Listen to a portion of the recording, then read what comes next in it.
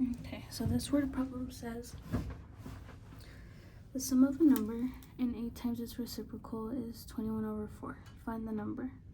So we can start by labeling the number as x. And it's the sum of a number, so I know it's going to be x plus something because it's the sum, which means addition. X plus 8 times its reciprocal. 8 times its reciprocal. So the reciprocal of x would just be 1 over x. Oops. 1 over x. Just like how the reciprocal of 2 is 1 over 2. The reciprocal of 10 is 1 over 10, etc., etc. Is 21 over 4. Find the number. So find what x is. And the way I set up this equation is I acknowledge it's the sum, so it's addition of a number, which I labeled as x, 8 times its reciprocal, and it all equals 21 over 4. So the first thing that I do is acknowledge that 8 is equal to 8 over 1. So if you multiply these two, in reality, what you get is 8 plus x plus 8 over x equals 21 over 4.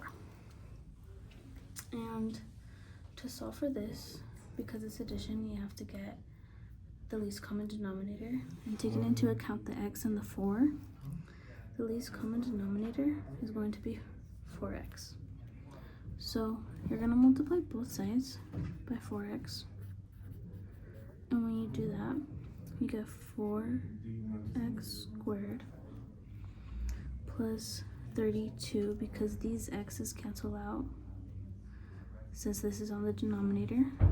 And then over here, this 4 cancels out, equals 21x.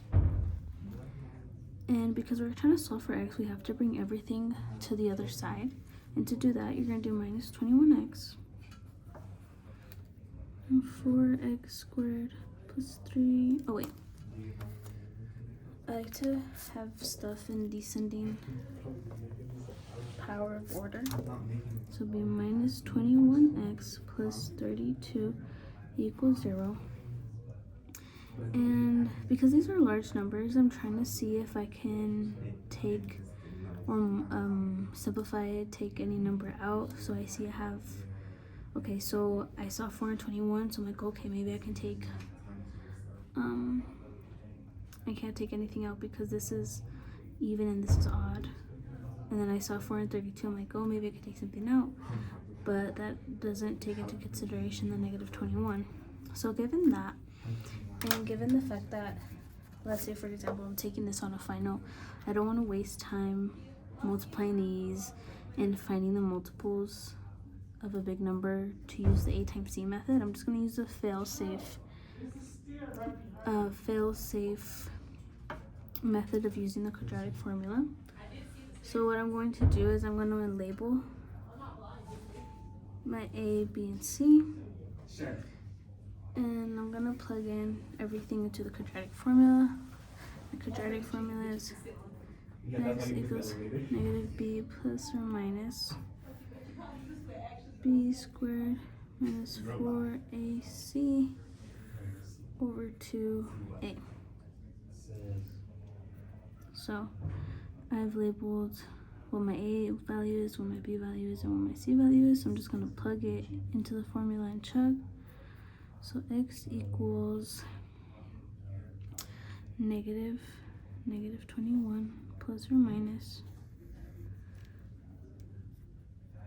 negative 21 squared minus 4, 32 over 2 over 4. Okay, and now I'm just gonna distribute everything.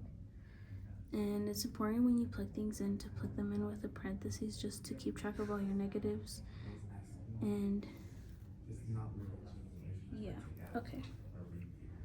It's be 21 plus or minus. So I don't know off the top of my head.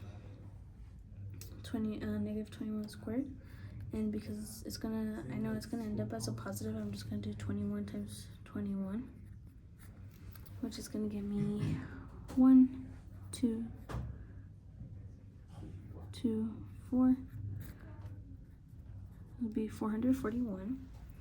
So 441, and then I know negative 4 times 4 is 16, negative 16. So negative 16 times 32. Just gonna multiply that. It'll be 12, 18, 19, 2, 3. It's gonna be 512, I believe.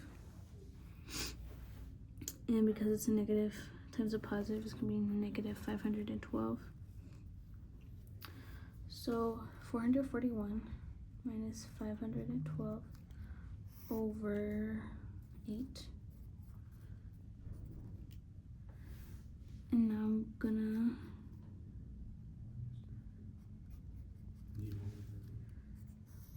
find this. So I'm just gonna subtract it right here. 512 minus 441. I'm just subtracting like this just to make my life a little easier, but I know that whatever answer I'm gonna get is gonna be a negative, because in reality it's 441 minus 512. So it's gonna be 1, 4, 11. 11 minus 4 is 7. 4 minus 4 is 0. So my answer is negative 71. And here, like I said in a past video, if you see a negative radicand, that should wave a red flag in your head that this is not possible. So in reality, there's no real solution, because any number times itself, whether it's negative or positive, is going to result in a positive number. So there's no way that we could solve for a negative radicand, therefore there's no real solution. Okay, thank you.